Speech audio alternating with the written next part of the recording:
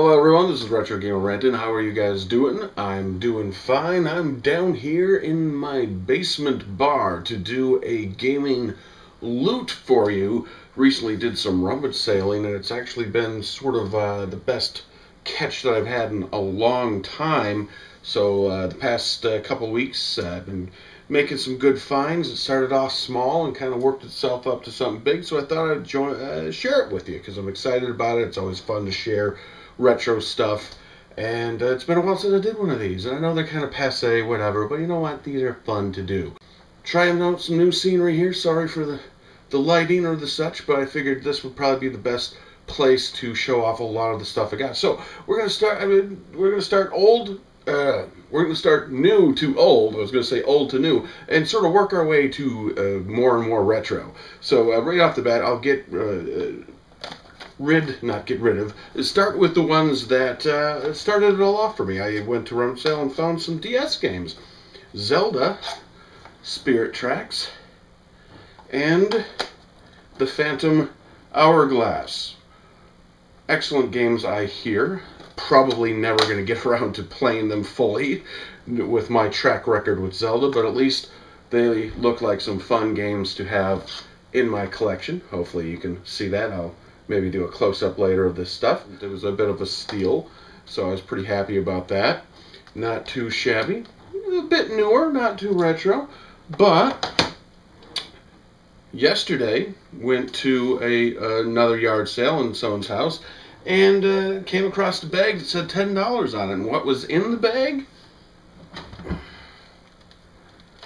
Lo and behold, the glorious Dreamcast. Now, I already own a Dreamcast. I actually own two of them. And another reason why I'm down in the basement is because a lot of this house that I was in for this yard sale, a lot of the stuff I bought from it smells like cigarettes. Smoking's bad.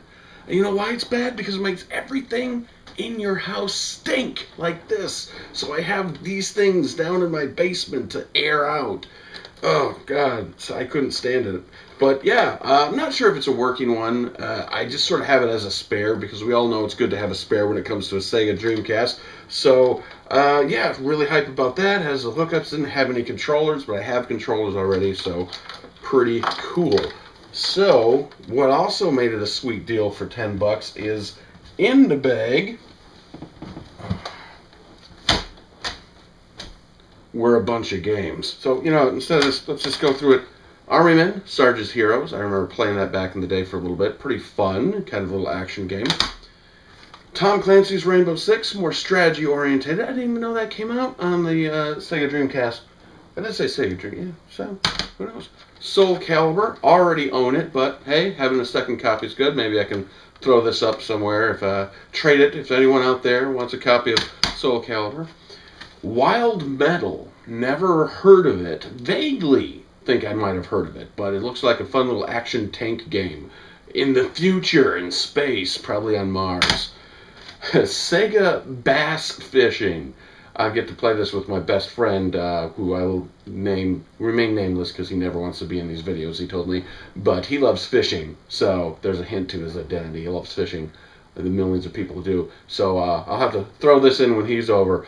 So all the old Sega Bass Fishing games were a real blast.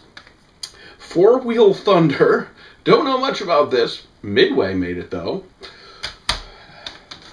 Sega Dreamcast web browser. I really... and, Expendable. Believe it or not, I was eyeing this game up on GOG.com the other day, so apparently this came out on the PC as well. And, I didn't even realize. I'm just like, oh, Expendable, huh, that's funny. And then, the next day I get a Sega Dreamcast game with it. So, pretty sweet. A demo disc with a bunch of demos on it. Ready to Rumble Boxing, Power Stone, which I own Power Stone. Grand Prix, House of the Dead 2, Sonic Adventures, Sega Bass Fishing, Champ Car Racing, Flag to Flag, and more. Cool, demo disc, awesome. Namco Museum, I already own that for the PS2, but hey, good to have an extra copy, right, or whatever.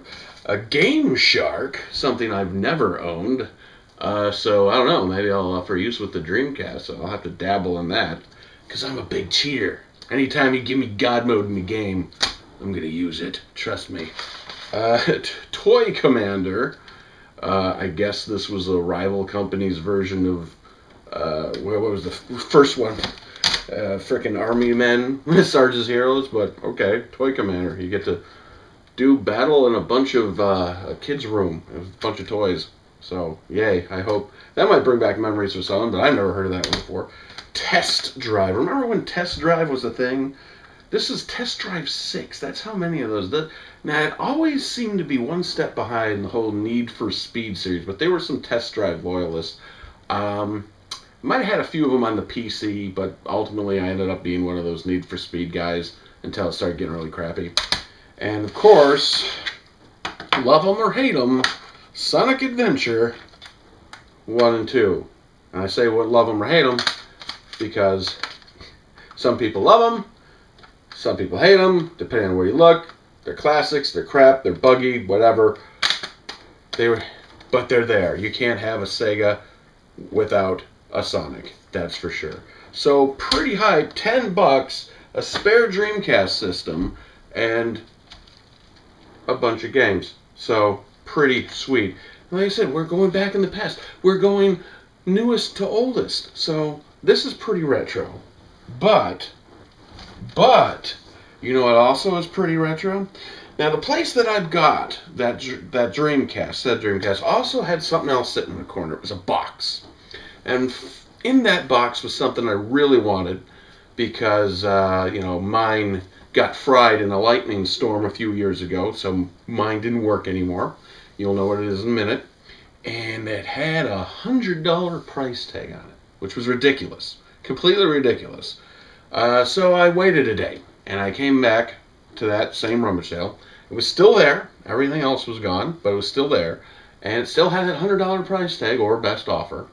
And I managed to haggle the person down to $40. So I was quite proud of myself. I'd probably, the lady was like, well, maybe I can do 50. I'll meet you at 40. Look at this beast. Does anyone remember this? Oh, God, still smells, reeks of that smoky house. Oh, please. Let this be a lesson to you. Sega, just did Sega, Atari 2600. This was my first console, and this is why I was so sad a few years ago, when my Atari 2600 got fried. Now, there's tons of extra control sticks, which is good, I also have some, but I do have enough spare pieces. If there is something missing, I can make this work. But this was the bad boy that they wanted $100 for, plus games, which I'll get to the games in a second. And, yeah, I was pretty hype about this.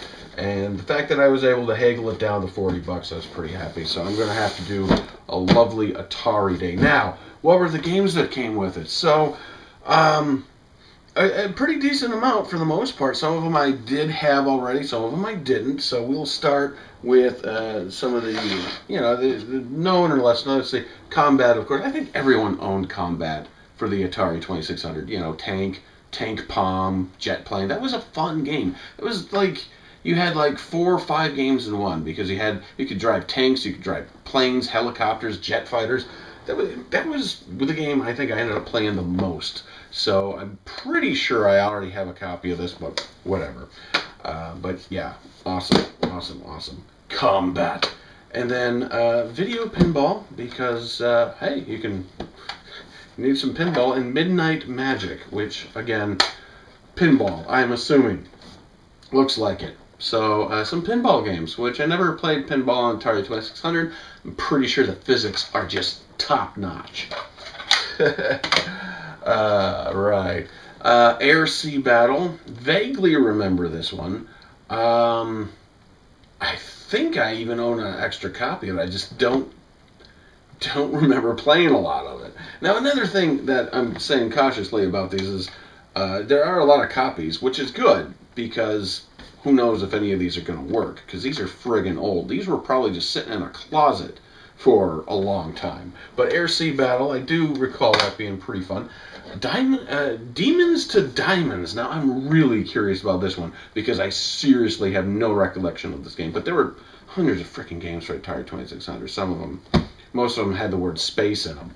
But this one, you know, you can't go by the cover art for this, obviously, but it looks interesting. I think I'm going to pop this one in first just to see what it is if and hopefully when I get this one. Of course everyone had Combat. Combat was the game that shipped with the Atari 2600. I'm looking right on the cover there. Yeah, of course everyone owned Combat. If you don't own Combat, then you own an Atari 600. I don't know what's wrong with you. Asteroids, loved this game. As a kid, still love this game. Just shut off your brain and shoot asteroids for a while. This one I don't know much about, but it basically it has a monkey in it and a guy swinging on a branch. Jungle Hunt, so maybe a Pitfall clone? I don't know. Not sure, but Jungle Hunt. Looks like fun. Vague recollection of these games. Could be any good. Now this, holy wow.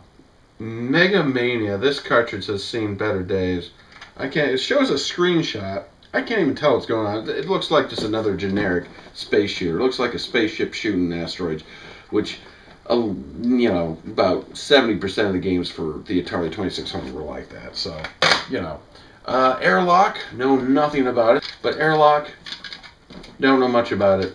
Curious about it. See how it goes. Let's see. Cosmic Arc. Another one I'm curious about. Remember that I might even own it. I'm not sure. Oh my god, I'm going to say Amadar. Another giant monkey and a guy who looks like Mario. And he has a paintbrush. And the monkey's holding a pig and a tribesman with a bone through his nose? I don't know. Very weird. So, Amadar. And of course, Spider-Man. You can't go wrong with classic Spider-Man. Showing him getting blown out of the sky by the Green Goblin. And apparently someone named Cindy owned this once. Oh, this is really sounds shaky. Hopefully it still works. I like this game. Never could beat it as a kid, but it actually was a superhero game, an early superhero game that used the superhero's powers correctly. He could climb buildings and throw webbing. So hey, that was pretty good. Got some copycats here. Came with 2 Pac-Man. Arguably the worst port, the worst version of Pac-Man ever made was on the Atari 2600. Now, that being said, I absolutely loved this version of Pac-Man because, well, as a kid, you know, that's the version I had. So maybe on a later date, I'll actually make a whole video about why I think this Pac-Man is severely underrated. But then, you know, they got better with Mrs. Pac-Man, a much better version of a Pac-Man game. I was disappointed there's no Junior Pac-Man. Junior Pac-Man was the game I owned as a kid, and that one was awesome. Like, you could set it so you could have, like, huge, like, it was like a 2-screen map maze, and you could set it to 1 ghost, so it would make it super easy. I don't know if Mrs. Pac-Man has that option in there. And, of course, we have a double dose of Frogger, and yes, I did own this game, and yes, it was awesome, and I have 2 of them now, so if one don't work, the other one might not work either. And last but not least, one of my personally favorite video games, arcade games of all time, and probably one of my favorite Atari games as a kid was Dig Dug, which was an amazing game. For some odd reason, I just love Dig Dug. It's just one of my favorite arcade games, and the Atari version was pretty faithful for the most part. You know, sans really decent graphics, as with most Atari. So there we go, folks. That's gaming loot for you. I hope you enjoyed it. You know, a pretty decent haul. So that's not too bad, I'd have to say. A pretty good haul, and I'm really excited.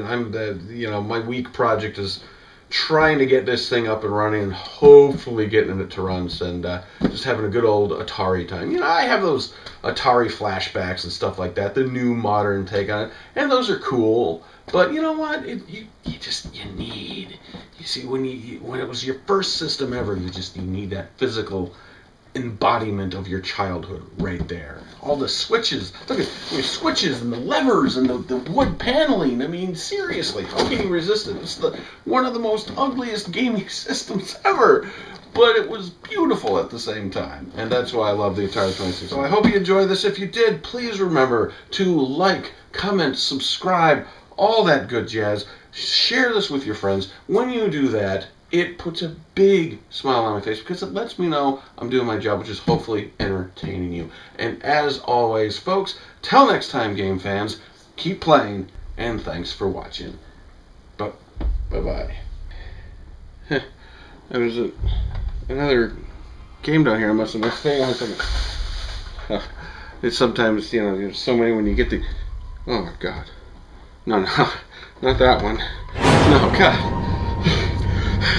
No, why does it have to be...